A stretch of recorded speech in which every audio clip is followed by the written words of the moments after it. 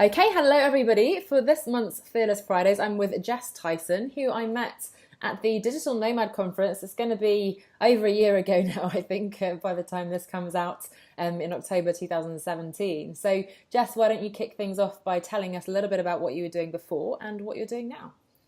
Sure. So before feels like a long time ago because I had graduated college. I was studying marketing and definitely wanted to do something related to marketing, but realized that I was feeling constricted by the idea of going to work in an accounting firm or a financial, a bank or something in their marketing department. I wanted to do something a little more creative or inspiring, I guess you could say. And I was living in New York City, and I think in the circles that I was running in, it was all business, business, business. It wasn't about the creative side. So I switched gears completely and moved to Los Angeles, and I did an AmeriCorps program, which is kind of like the Peace Corps, but in America. And I taught math and science to eighth graders, which was very challenging, and it sort of really made me get out of my comfort zone and flip my thinking to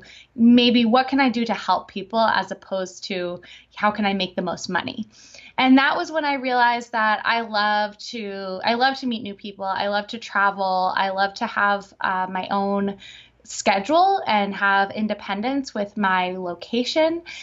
So I was trying to figure out what that meant for me because this was 2009 and I didn't know very many people who were doing anything outside of the traditional, 9 to 5 job. So, I kind of cobbled together some things as you do. I was working in a restaurant. I was taking on some social media work for a nonprofit, and I soon started getting more active on Twitter. And that was when I reconnected with an old boss of mine who had been my leader at this internship, which was one of the best experiences I ever had. And he tweeted, "I'm looking for a virtual assistant." And I said, "Well, I don't know what that is, but I would love to work with you again. And can you tell me more?" And so, the rest is kind of history. I started working with him. It was a lot of the things that I had done for him in his office, but now I was doing it from the comfort of my own home or from a coffee shop. And luckily, this was again 2009, 2010. The economy in America had crashed in 2008. People were still coming out of that and were starting their own businesses, which was really great and was particularly great for me as a new virtual assistant because I was able to connect with those people who were growing their businesses and needed support.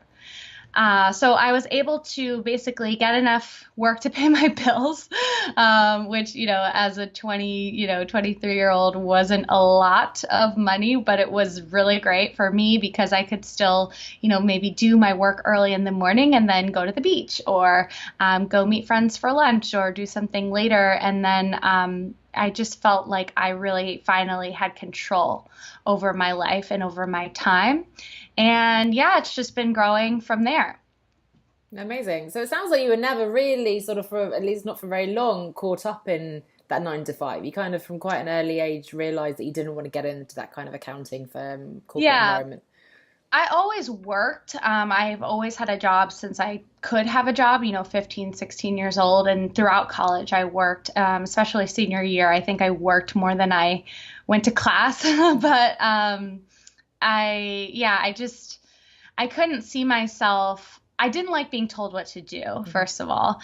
And I just couldn't see myself being fulfilled by something where I didn't have any control over what I was doing or the bigger purpose of the company. And that was part of why I did AmeriCorps because I knew it was serving a bigger purpose, but that was not 9 to 5. That was like 6 to 8, 6 a.m. to 8 p.m. So yeah, I never really had a lot of time where I was in the, corporate 9 to 5.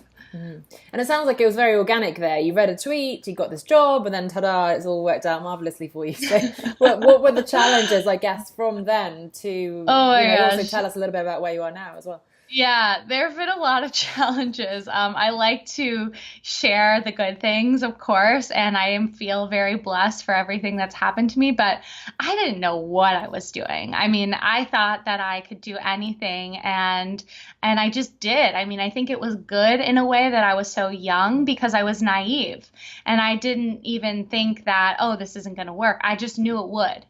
And I think that's harder as you get older to have that outlook and that mindset.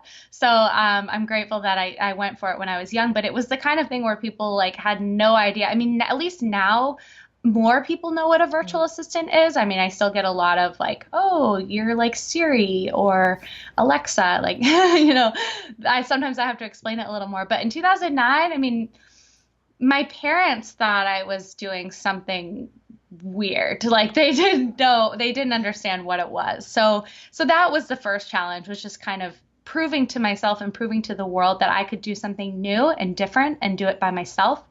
But also the biggest challenge has just been the growth. I mean, my first couple of years, I was doubling in revenue every year, which meant that I had to figure out, I was doing all the bookkeeping, I was doing all the hiring and the firing and interviews. I did everything for my business for at least the first, 4 or 5 years.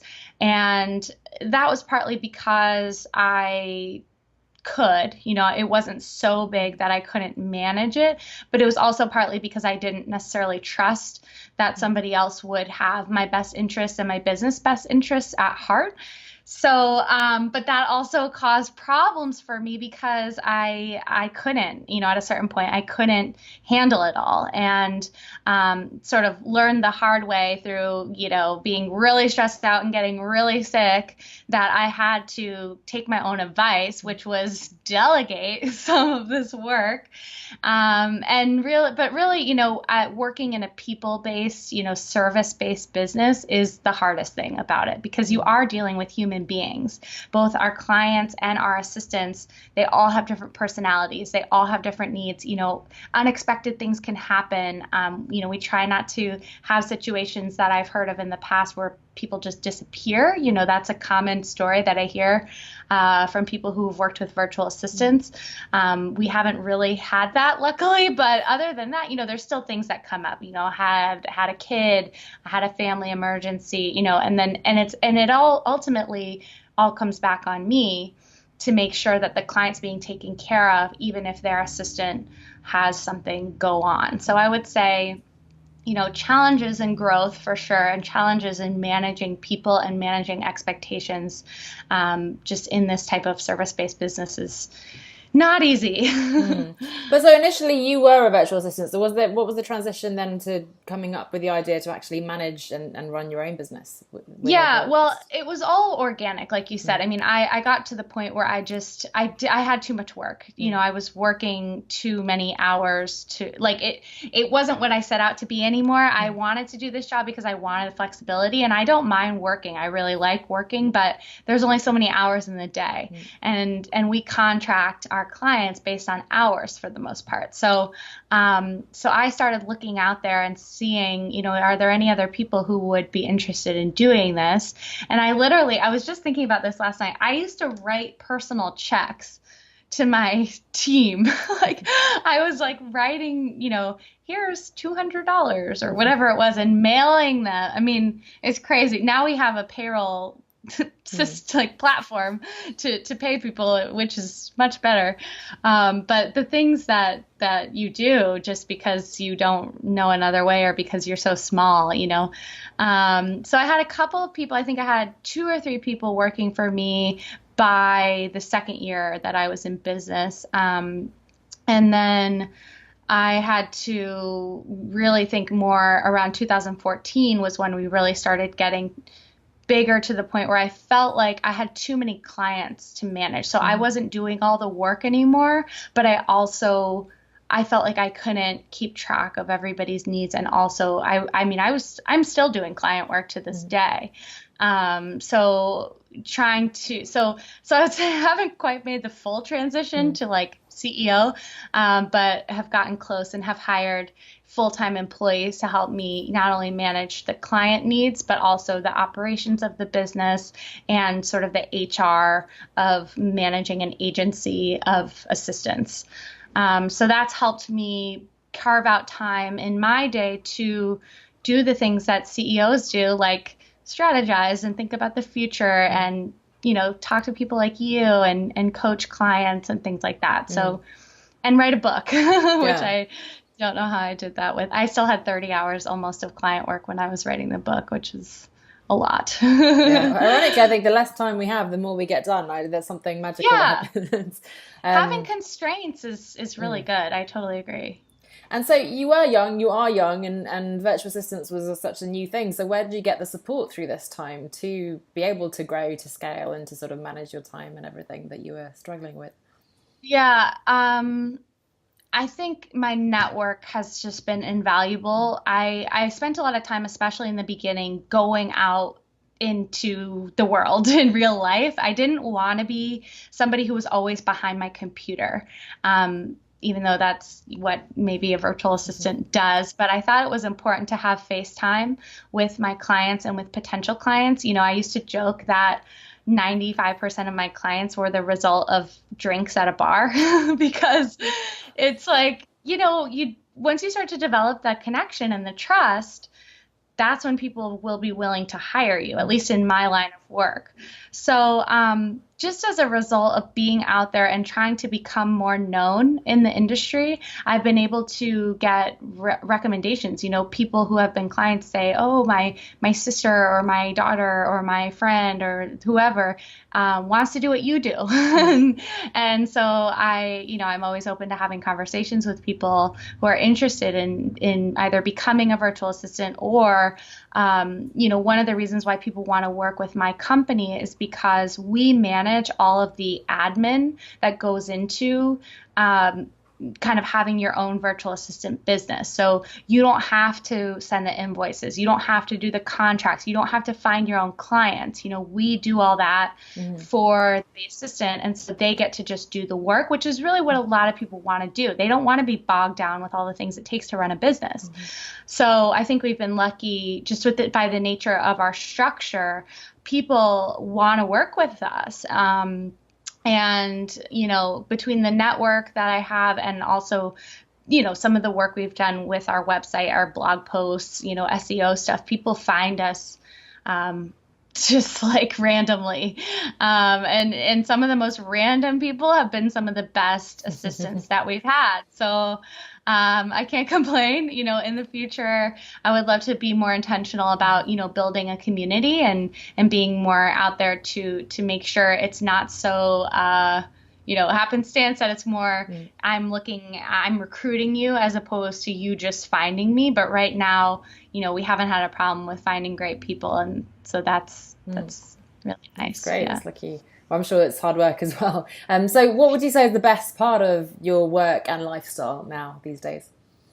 I still hold true to my original purpose, which was that I want to help people. I have seen, I like to call it graduating from Don't Panic, where a client comes, they work with us for 5 or 10 or 15 hours a week, and then they grow their company to the point where they need a full-time assistant. And we don't provide that, which means that they go get somebody who can work in their office or at their home or whatever it is. And it's just the fact that they can get to that point with our help, to me, is like the ultimate success, even though sometimes it's sad, to say goodbye to them. Some of our clients don't have as ambitious growth goals. And so another, metric of success for me is how long have they stayed with us, through all the different phases of their business, how long have they worked with us? And we've had clients since I started, which I think is a testament to, it's not that we don't make mistakes, it's not that we don't do anything wrong. It's just that we're genuine people. We care about them. And we're not just doing this for the days at the beach, I'll say, that's always a great perk. And I do still I really try to make time for the things that I want to do Hmm. because work isn't everything. I mean, I like getting a paycheck, but that's not why I do it. I do it because I want to help people, and I do it because I want to live a certain lifestyle. And for me, that means, working out in the morning and not having meetings and or, taking a few hours to go outside or to write or to, spend time with people I really care about. And I think for a while, I was not putting the emphasis on those things as much as I should have, and I was miserable. So, as much as sometimes it's like, oh, you're being lazy, you're not working all the time. It's like, I don't think I need to work as many hours as I used to. I think I can be more efficient with the hours that I have, work really hard, during that time, and then, play hard. Hmm. So, and I try to encourage that among my team as well, because I think we're better workers and individuals when we can, I don't like to call it balance because it's not equal, but try to be able to do both. Hmm. Amazing. And what advice would you give? And maybe I'll direct this both to someone who does want to become a virtual assistant, perhaps, and also someone, maybe a solopreneur who's sort of drowning and struggling to delegate. How would they go about sort of thinking about actually hiring a virtual assistant as well? Yeah, well, I'll start with that one first. I think it's totally a mindset shift. It was for me personally, and I think that's why I have a unique perspective on this because I've been there. I've been the entrepreneur that's growing a business that has had a hard time letting go, but I've also been the assistant who has really helped people let go and gotten there. So first, it's the idea that you don't have to and you shouldn't do everything yourself. You got to kind of like get your mind around that. But then, I always say like go to your network first, see if you know anybody in your industry or a colleague, somebody that you respect. Ask them if they've ever used a virtual assistant or if they recommend any sort of company or agency that has someone. It's so much about trust. If you don't trust the person, you're not going to be able to delegate to them. And of course, you build trust over time. It doesn't happen right away, but that's such a big part of it that I think people overlook. The other thing I suggest is making sure that you know exactly, don't go to your assistant and be like, well, I know I need help, but I don't know what I need. That's not help. That's not useful. You have to do some work on your business and on your, soul searching a little bit to see, okay, what are the things that I am uniquely qualified to do and should be spending my time doing? And then what's everything else? Because everything else really should be automated or delegated or just gotten rid of. So I think there's some preparation work that needs to be done on your side as a client or a potential client to make sure you're setting up your assistant for success. There's tons of things. I mean, I think you should be documenting processes. You should make sure you have all your logins organized. And some clients say to me, well, I'm not organized and that's why I need you. And it's like, well, I need you to try. It's okay if you can't do all of it, but, help me help you. But yeah, go to your network first, and then LinkedIn is a great resource. And, I always recommend trying to find at least 2 or 3 candidates that you feel really good about and do an interview and do a test project with them. So make sure that you have something that you can give them to test their skills because people lie, unfortunately.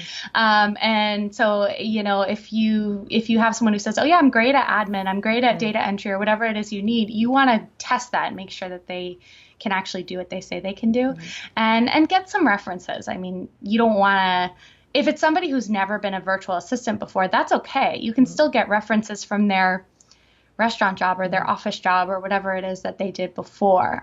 You want to make sure that there's someone who is trustworthy, honest, efficient, does what they say they can do, and of course can do the actual work. So, and then if you want to become a virtual assistant, some people are like, oh, anybody could do that. And it's like, no, there are a lot of nuances to the job. It's not just getting the work done. It's being able to work alone. It's being able to work without somebody like looking over your shoulder and saying, are you doing what and a lot of people can't handle that. We've had people who worked for us in the past who've just like gone into a depression, because they went from bustling office environment to loneliness, and maybe they didn't spend enough time making sure they were getting outside. Mm. Maybe they didn't like schedule things with friends. I don't know, but it can be, it's not just about sitting down and cranking out the tasks. There are some sort of lifestyle and personal considerations that you need to have. But I mean, other than that, it's pretty easy to upload your profile and your resume to sites like Upwork or Fiverr and just start getting work. And I would suggest, if you've never done this before, just do that. Just start getting some experience in the virtual environment, get some reviews from people. And then if you want to do more like an agency thing, like working with my company, that helps kind of build your credibility to be able to move into that sort of environment. There are also a lot of, you know, training resources that people have created if you are starting your own virtual assistant business. You know, I think it's not necessarily that different from starting any business, but it's knowledge that you should have, because you don't want to get in trouble with the government. You know, you don't want to be doing things illegally. So you know, just do your due diligence. It's not so hard. It's just, it takes attention to detail, and it's important. Yeah, absolutely. And you mentioned your book earlier. Do you want to tell us a little bit more about that? Sure. So the book is called Panic Proof: How the Right Virtual Assistant Can Save Your Sanity and Grow Your Business. And it's really more for the, you know, the entrepreneur or the manager who wants to hire a virtual assistant. And it goes through my whole process of how to, you know, how to shift your mind, how to make your lists of things, and then how to find, hire, and train the right VA that's going to be a hopefully lifelong partner in your business. So you can pick that up on Amazon. There's more information at panicproofbook.com.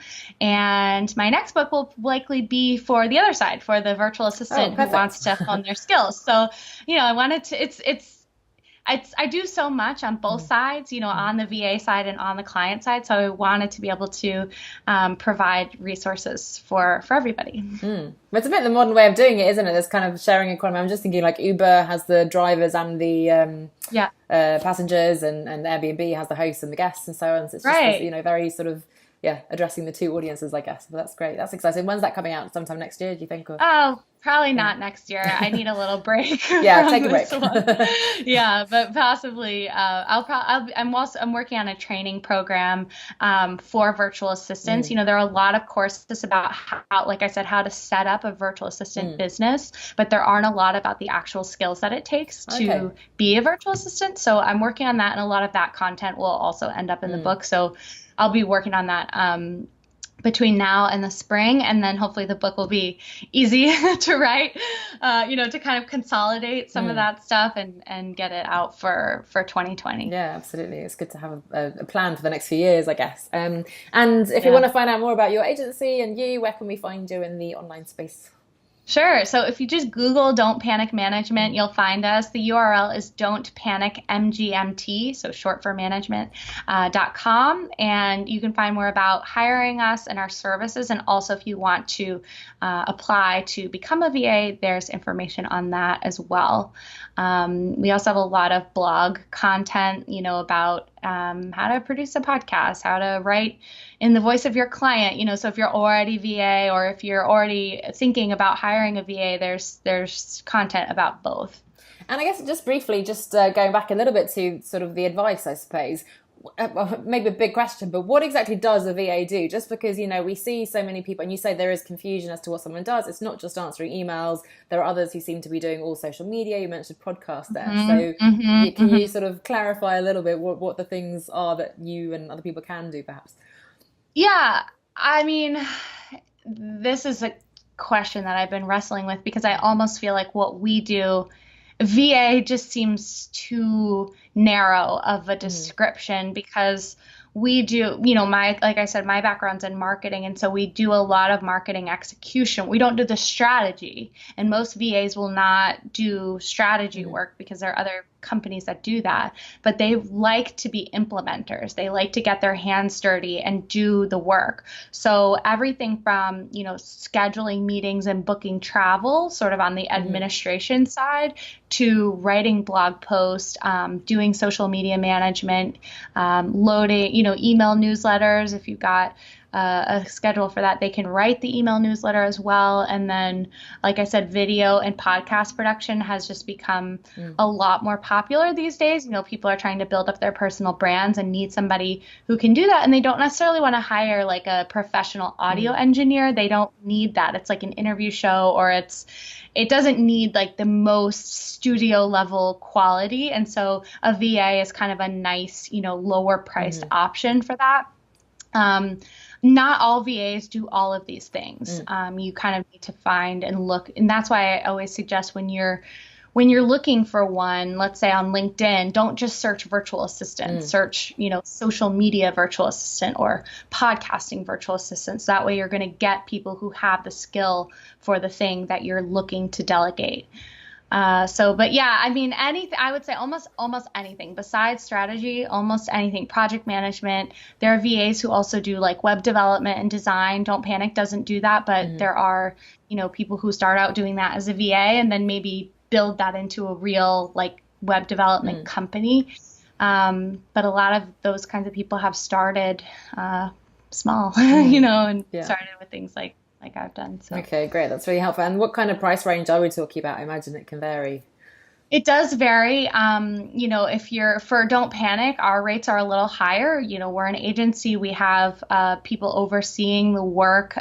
We personally make the matches between the client and the assistant, and we provide backup support. Like I said, if your assistant gets sick or has an emergency or something. So our rates are usually generally between $40 and $100 an hour, depending on what it is that you're looking for. Overseas, some of the offshore companies charge like $1 to $10 an hour. And then, there's everything in between. I would say, the average that I've seen is generally like $20 to $50 an hour to get someone who's good and knows what they're doing. But I think, that's something that you as a client or potential client have the choice. With a lower priced VA, you might need to do a little more work to find them and make sure that they're a good fit and train them potentially. But if you don't want to be, micromanaging them and you want to have like sort of an agency support behind, then you might want to go for, the higher rate. And it just really depends on where you are in your business and what your budget is. But I think there's something for everybody. So it's at least worth a try. Yeah. Okay. Well, thank you so much. This is so helpful. And thank you, Jess, for your time. I'm glad we finally managed to get onto the phone call and hear a little bit about your story. So thanks so much for sharing. Thank you. It's great to see you and talk with you. And thanks everybody for listening. Thank you.